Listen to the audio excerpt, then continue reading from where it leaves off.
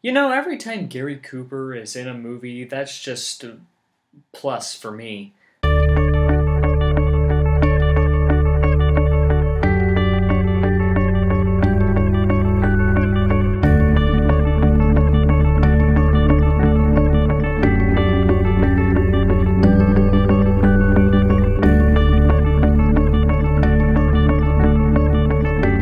The Lives of a Bengal Lancer stars Gary Cooper as Lieutenant Alan McGregor, a soldier in the 41st Bengal Lancers, which is a British troop unit in India back in the days when they occupied India, the area known as the British Raj. Now in this story, Lieutenant McGregor welcomes two new units into the troop, Lieutenant Forsyth and Lieutenant Donald Stone. This movie is basically just about these guys getting along for the most part, but in this region that they're in, they encounter problems with the locals, mainly a local warlord named Muhammad Khan, who he's just a warlord and is going to rebel against the British occupation. Muhammad Khan is made out to be the bad guy here, so ultimately this unit is going to have to deal with him. Now, throughout this movie, there's a few action moments.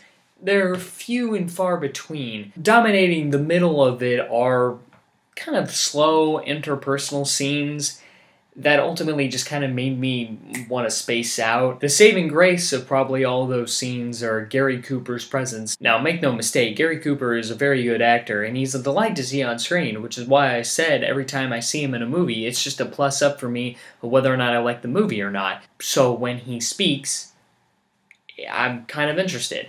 But other than that, this movie can be a little bit boring at times. The final scene, though, kind of makes up for it because it's a big battle scene, and it's actually kind of exciting. I kind of wish it was more stretched out as a scene. One thing I noticed about this movie, in a nitpicky sort of way, is that there are a few editing errors that occur, much like this one that happens here. Overall, this movie is not bad, it's alright. If you're a fan of Gary Cooper, I would suggest checking this film out. But overall, this film is pretty decent. One goofy factor about this film, the reason why I watched it, yes, it won an Academy Award.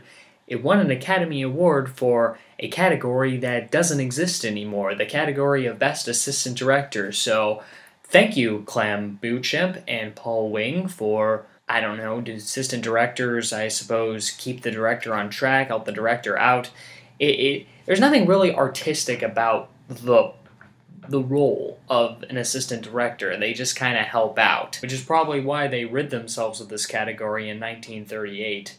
So, yeah. Other than that, it was nominated for 6 other Academy Awards, including Best Picture and Best Director and Best Writing Out of Adaptation, but it didn't win any of those, so oh well.